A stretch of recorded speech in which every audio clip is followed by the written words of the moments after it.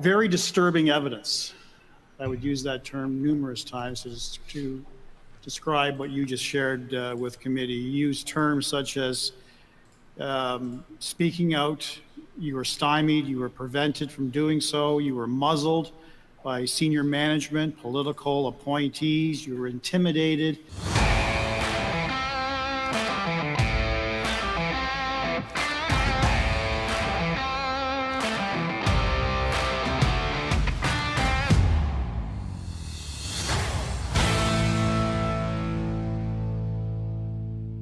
Before I begin, Chair, as you can see, I hit my head on a door this morning.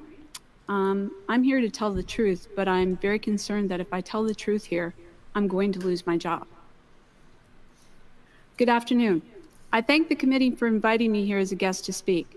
I thank the Chair and committee for the same time consideration whistleblower Alan Cutler was allotted during the sponsorship scandal. I never imagined I would be named in the House of Commons. I suspect this is why I've been invited here, and I'm happy to answer the committee's questions. I've been muzzled for some time now.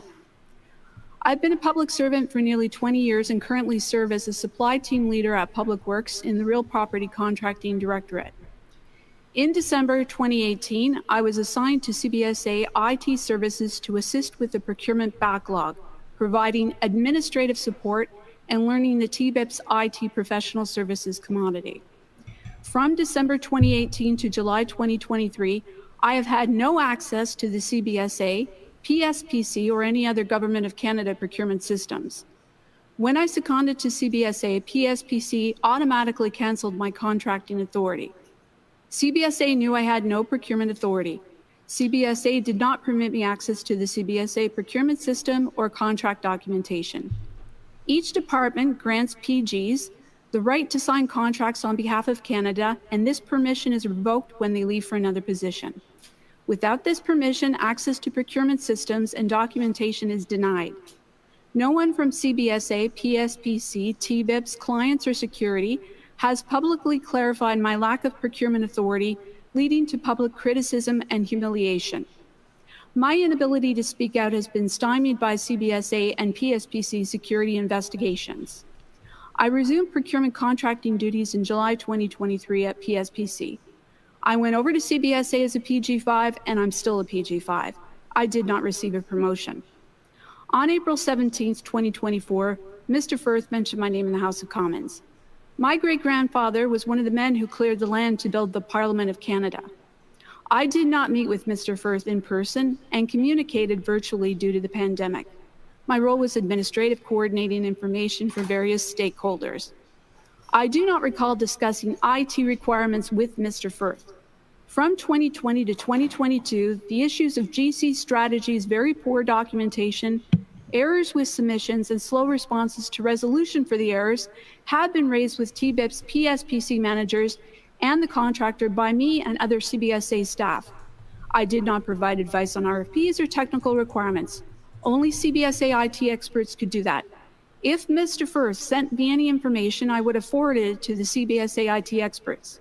I had no access to draft RFPs, and I'm not an IT expert. Mr. Firth should look at the contracts he was awarded for the signature of the contracting authority who signed it. I did not sign any contracts.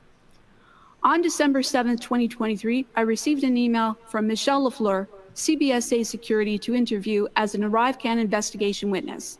I was seeking medical support for a cancer diagnosis, so I declined the optional interview.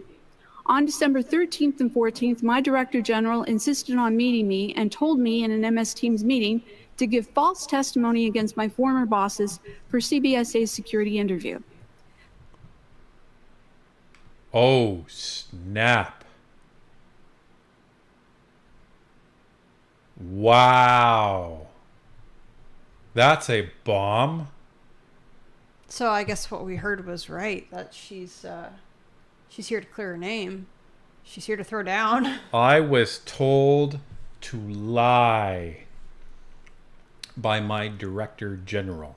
Who's the Director General again? Director General is like a director level, so it's like a director of a department. Yeah, I know, but do we know who that is?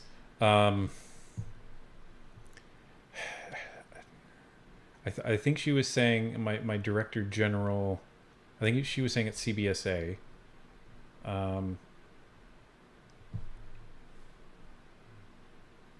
It's possible she's referring to Cameron McDonald, because Cameron McDonald was the director general that she was seconded to while he was at the CBSA.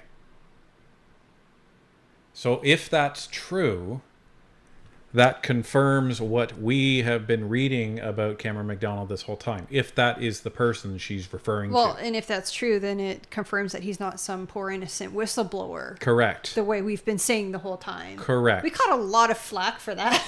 We did. We did. Here's the other thing, is that she's saying that my signature was not on any of the contracts. That means that it would have been most likely Cameron McDonald's signature that was on these contracts. So I've seen in the chat from Drew Hartland, it says she tells us exactly who it is and it's not Cameron McDonald. Interesting. So I guess we'll have to wait and find out. The PSP DG and director offered to attend the security interview with me. During the meeting, my DG implicated the PSPC deputy minister and the CBSA president to pressure me further. I told them I had nothing negative to say about my former bosses. If I had witnessed any improprieties at CBSA, I would have reported them immediately to my director at CBSA or my senior director of public works. I would not have waited until I left CBSA. Reporting serious occurrences to the Government of Canada is a critical responsibility. I have permission to share with the committee to demonstrate where I reported a serious occurrence to the Government of Canada. In April 2016, a non-security cleared person from Ottawa Carleton Association for Persons with Developmental Disabilities, or OCAPDD, Tom Gillespie, went through the back door near the loading dock at the National Archives to strong-arm a signature from Charlene Cooney, a non-verbally developmentally disabled woman, to remove her community support services. This action caused the revocation of her provincial transfer funding from Rita Regional Centre and is against DSO policy. He did not sign in at the security desk at Tunney's Pasture. Tom and other archive staff asked Charlene to a separate room for an unscheduled meeting. In March 2016, Tom tried to have Charlene sign a letter to remove herself as an OCAPDD client due to her reaction to a dental infection. His boss, Lisa Summers, and the executive director of OCAPDD, David Ferguson, were refusing the support she needed and wanted the police to handle it.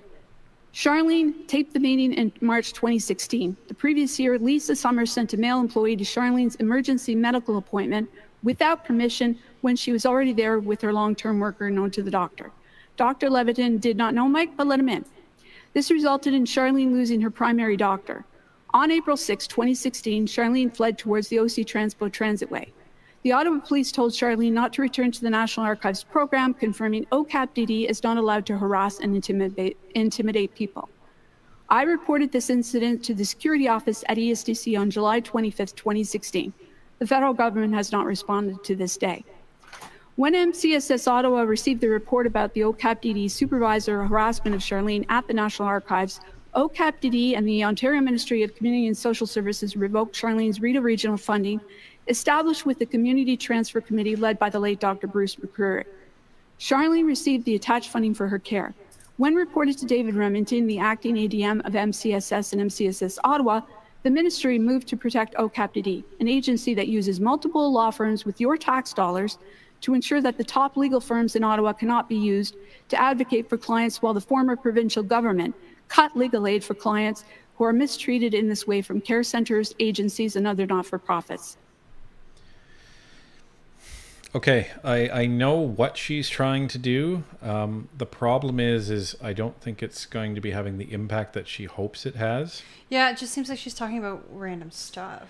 Well, so what she's trying to do is say, listen, I have no problem reporting impropriety. I'm going to give you some examples. But the problem is there's no context for everybody for these examples. And she's talking so quickly because she has to get through her opening statement that you're kind of missing it, and you're like, okay, so who is this and who is that, and I don't understand. Like, imagine trying to summarize the entire ArriveCan scandal, all of the major players, all of the contracts within 5 minutes to somebody who's never heard it before, and they didn't even know that you were going to be talking about it. So she's trying to establish, I'm credible. That's what she's trying to do. Now, the one thing that I'm going to try to keep doing myself, and I encourage everybody to do it as well, is just because she's here, just because she is saying some inflammatory things, does that mean that it's true? Maybe, maybe not. We don't know. Yeah. We don't know. So we'll see. Let's continue. This legal aid cut occurred at the same time the province of Ontario closed the last institution for special needs persons. In Ontario, developmentally disabled persons can only access legal aid for matrimonial dissolution, adoption issues, tenant disputes, and criminal charges. These types of abuses toward this population by provincially funded not-for-profits are no longer covered by legal aid support in Ontario. Registered letters were sent to the current Premier of Ontario's office and the current Prime Minister's office. Neither office cared to reply or cared full stop. The DSO has never restored Charlene's community transfer funding and has not responded to passport funding application attempts, even though Rideau Regional clients with transfer funding are equally entitled to passport funding for personal needs and programs, like Charlene's communications books. My former DG's escalating actions toward the CBSA, regarding the CBSA's security interview raised red flags. Like Charlene, I felt intimidated and needed a record of the conversation to protect myself. Like Charlene, investigations have rendered me unable to speak. Despite assurances from my DG and senior director that CBSA was not investigating me, ATIP records show PSPC began investigating me on December 11th, 2023. Taxpayers should know that CBSA and PSPC are investigating me for alleged breaches of the CBSA and PSPC codes of conduct regarding procurement. I haven't had federal authorization to do procurement from December 2018 through July 2023. I am currently on administrative leave from Public Works. I believe this is because CBSA and Public Works did not get the negative narrative expected about two former bosses at CBSA in the January 15, 2024 security interview. My former DG was appointed DG of the new Professional Services Transformative Solutions sector on March 27, 2024, 2 weeks after I was placed on leave. This sector manages TBIPs. This promotion was likely approved by the Deputy Minister of PSPC. It should be noted the current PSPC Deputy Minister previously worked at CBSA between 2007 to 2016. Mark Weber, president of the Customs and Immigration Union, emphasizes the need for better protections against excessive discipline and abuses of authority. Okay, Diane is using mad amounts of acronyms here, and she's not doing it maliciously. This is how government people talk. Well, and this to be quick, she's only got 5 minutes to give her opening statement. Well, but even if she had an hour, she'd still be using these acronyms. And most government people, depending on the acronym, they don't even know what the acronym means. Well, it's kind of like the way we all say OGO instead of the Government Estimates and Operations Committee, you know, or Government Operations and Estimates, I think is the proper one. See, I don't even know because we all call it OGO. Right, but it becomes problematic because you have people that are using acronyms that are really only used within their sphere, and then when they talk to other people, like when I would talk to them and they would use these acronyms, I'm like, what the hell are you talking about? Please use the full non-acronym. And it becomes really embarrassing for them, almost to my glee, when they're like, I actually don't know what it means. I'm like, so how am I supposed to know what it means? So anyway, one thing that she has said a few times, and I don't know if she's going to continue to use this acronym throughout the committee, and Firth has used this a couple times. She keeps saying TBIPs. So that's not a word. That's an acronym. It's TBIP. That's Task-Based Informatics Professional Services. What does that mean? So that's basically a task requirement. So it's a deliverable that's related to a particular activity required to address a specific issue, right? So basically a TBIP would be we need a user interface for the ArriveCan software. That would be an example of a TBIPs. It's a requirement. So the requirement is we need the screen. The activity is we need somebody to build that screen, and then a resource is then attached to that. So hopefully that kind of clears that up. I hate all of the language that the government invents for itself. Private organizations, they have almost the same things, but they use regular language. But if a private person, like I've come from private organizations, then I go into the government and they start speaking Greek. So that's just how they do it. All right, off we go. According to the policy on investigations, allegations must be filed by a manager from the employee's department. If an employee is called for a security interview, their direct manager should inform them, not a higher level official, as my former DG did. My senior union representative has stated twice they've never seen anything like this. Senior management and political employees pitting federal government workers against each other to create false allegations and divert investigations from TBIPS issues is akin to a malicious 911 call on a coworker. My job is under threat for what I saw, not what I did. No one wants me to speak about TBIPS. Ongoing Auditor General OGO investigations and reports of double dipping, contracting improprieties, and the political pressure on December 15, 2023 have made me realize why PWGSC is trying to keep the focus on CBSA's software application issue and away from PSPC TBIPS. PG6s and PG5s at PSPC signed or orchestrated the contracting processes for GC strategies which CBSA procurement staff were instructed to follow precisely. TBIPS is a PSPC mandatory tool for federal departments to purchase IT professional services like an online shopping catalog, Eaton's, where TBIPS team members pre-qualify contractors and companies like GC Strategies and place them into the government-wide purchasing catalog. No manager, DG, or minister in the federal government is permitted to buy IT pro services from any other source but this TBIPS designed catalog. There may be exceptions unknown to me. On October 1st, 2020, I attended a meeting with the senior director of TBIPS, manager of TBIPS, and my CBSA executive director. I questioned the RFP and SAL processes as they were more complex than usual government procedures. The senior director of TBIPS stated it was common for TBIPS to advise clients to ask TBIPS suppliers for IT requirement suggestions. I'd never encountered this in the private sector or federal public service.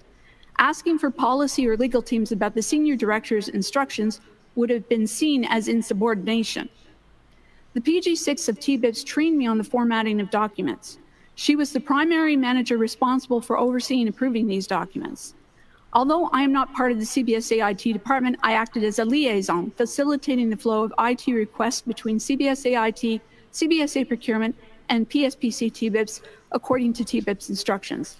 My role involved filling out the necessary forms, but I did not have the authority to generate purchase requisitions, create contract documentation, spend money, or sign contracts.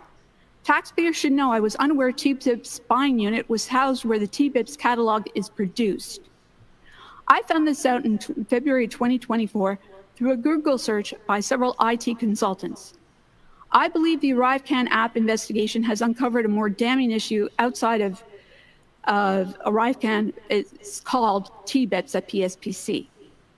I do not work at TBIPS. The PG6 manager of TBIPS oversaw my work at every stage. She trained me. If there were issues with my work, she would have informed me and my director, and she should have corrected me. Okay, so I'm just seeing Ryan Poplinsky's comment. If the Wingdings font was a language, this is it. Yeah. Okay, so what it sounds like she's saying is there's a major problem in PSPC, and I think this has been reflected in some of the other scandals that we've seen. Not least of which is the recent arrest of Clara Visser for $200,000 and defrauding the Canadian government. So what it sounds like she's saying is that you have external companies coming to the government saying, hey, I'll give you the requirements for you to do your RFP. and they will enter that into TBIPs as the requirements and everything like that. Or they will give them that to the government people, and the government people will enter that into TBIPs to kind of set up what their RFP is going to be, and then the company that gave them the requirements wins the contract. This may also contribute to the 80% sole source justification, meaning there's virtually no competition that goes on in a lot of cases, especially during the pandemic, when it came to a lot of these IT contracts. And what it sounds like Diane is saying is that, the larger issue is not $60 million in ArriveCan, it's probably hundreds of millions of dollars in government contracts that are, I would say, handed out in a completely inappropriate manner. Now, my next question is okay, if that's happening, what do the government employees benefit by doing that? Maybe she's going to answer that later. I don't know. So it sounds like she's saying, PSPC, Public Service Procurement Canada, that's where all purchases go through. Sounds like they don't want anyone to look at what they're doing. And I recall when they were in ArriveCan before, they were saying, oh, well, all of our processes were followed. It's fine. Yet you had the ombudsman come in and present his report and say, there's problems everywhere. And nobody has taken my previous recommendations on the previous audit that I did. So no wonder they're still having problems. So very interesting. CBSA procurement was also being guided by TBIPs who were often signatures on the GC Strategies contracts. To quote my sister who currently works in compliance, this TBIPs issue will escalate CBSA into a procurement pox affecting many more departments, ministers, and DGs throughout the government. It's a financial nightmare. The TBIPs tent should be dismantled and separated with catalog vetting done independently. No PGs, especially active designated PGs, should be housed in the same vicinity, similar to how contract security operates separately from buyers. The appearance of direct conflict of interest is akin to having a mergers and acquisitions group in the same area as stockbrokers. There is a reason for the division of duties in an investment house. It's called insider training. CBSA and I had been reaching out to the manager and the team of TBIPs regarding ongoing problems with extremely poor documentation from GC Strategies since 2020. In spring 2022, the manager of the BTID DGO, the manager's administration... I got nothing on that one, folks. And PG It's means not parental guidance? supply manager. Why is it PG? Great question. What the heck? That's for another live stream. officer, and I met with the supply team leader responsible for the $25 million TBIPS RFP contract and her manager to discuss various issues regarding reoccurring poor documentation from GC Strategies, noting there had been no improvement in this matter over several years. Instead, the situation became worse. The manager of CBSA, BTID, DGO, and I asked if the RFP could be canceled and retendered, given the reporting of this information and the lack of resolution to the ongoing problems with paperwork from GC Strategies. TBIP stated they could not delay awarding the contract to GC Strategies despite the information provided by our team. PSPC proceeded to award the contract to GC Strategies despite the reported issues with the supplier in the spring of 2022. The $25 million contract was signed by an authorized PG5 from the TBIPS team, not me. Thank you. So you have PSPC pointing the finger at CBSA. Now you have CBSA, aka Diane Daly, pointing the finger at PSPC. Now, PSPC said, well, we're just going on the recommendation of people at CBSA. Go ask them. This is a cluster. A fustercluck, as I like saying. Is that parliamentary? Yes, it is. Fustercluck. It's a bunch of chickens that are getting ornery. Flustered, yeah. While you suspend, Chair, perhaps I realize that the witness is reading from some notes, and I'm wondering if we Ms. can Khalid, get a copy. one thing, Ms. Khalid, one thing at a time. I'm trying to get the translation fixed. I'm not suspending. I'm just journeying to the clerk right now. You just said so that you were gonna suspend. just 1 second, please. She's already starting. I was going to say, pipe down. She's on Zoom. Come on, they're trying to fix the translation. Mute her ass. Like, just You press know, mute. actually, that's a good point. I wonder who the translation's not working for and if they are on the wrong channel. When you go to Parliament, when you're in committee, when you're on Zoom in one of their meetings, or if you're like in the House of Commons, they have the translation devices. Like when we went to watch Question Period, they've got translation devices at every seat. And you have to set it to either English, French, or the floor setting, which is pretty much you hear the person talking in English or French. There's no translation. So I wonder if somebody has it set to floor, and that's why they're not hearing the French to English translation. Well, they evidently get it "quote unquote" fixed quickly, so that might be the issue. I believe Ms. Daly is done now. I'm going to begin the first round. Sorry, Chair. Is this point of order, Ms.?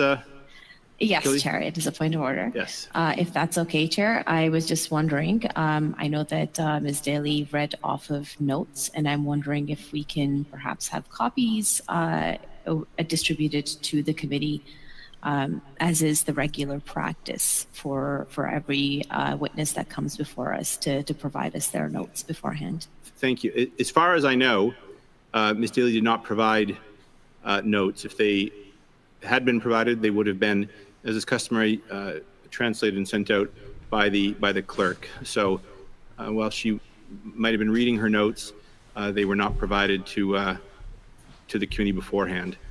So turning now to Mr. Brock, you have the floor for 6 minutes, please. Well, that was short for a no, Khalid. You're not getting them. Oh my goodness. So she started before even questions even began. And it seems like Liberals aren't really happy with what Miss Daly had to say. So no wonder that they want her notes, everybody. Thank you, Chair. Oh. And, good afternoon, Ms. Daly. Thank you for your attendance. Very disturbing evidence. I would use that term numerous times to describe what you just shared with committee. You use terms such as speaking out, you were stymied, you were prevented from doing so, you were muzzled by senior management, political appointees, you were intimidated, you're frightened, you're scared, you're concerned about your job. This is the making of a Hollywood movie, but this is reality. This is Canada's professional public service and the government of Canada conducting themselves in a fashion to intimidate other public employees who do not toe the narrative. And I think that narrative that they're trying to describe is they're trying to distance themselves from GC strategies, trying to distance themselves from Christian Firth. We've had numerous meetings for the past year. We've heard from cabinet ministers who deny any and all responsibility. We've heard from the president of the CBSA, likewise, as well as the deputy minister for PSPC and other senior managers, all distancing themselves and laying all the blame on two individuals, Mr. McDonald and Mr. Utano. Is that your impression as well? I never saw Mr. McDonald or Mr. Utano do anything nefarious. I would have The question reported is it your impression from being within the CBSA and the PSPC No, it's not my impression. that these officials are trying to distance themselves? I would say that's accurate. You would say that's accurate. Who are these people, in your opinion? Okay, Diane needs to wait before answering the question. Well, and Brock isn't even being, he's not in attack mode right now. He's not being Brock. Yeah. He's being nice Brock. But this is interesting. Who are these officials? Who are the senior managers and the political appointees? Name them, please. I'm going to these are the people that are likely going to get me fired, right? Yes, but you're compelled to answer, Ms. Daly, as difficult as it is.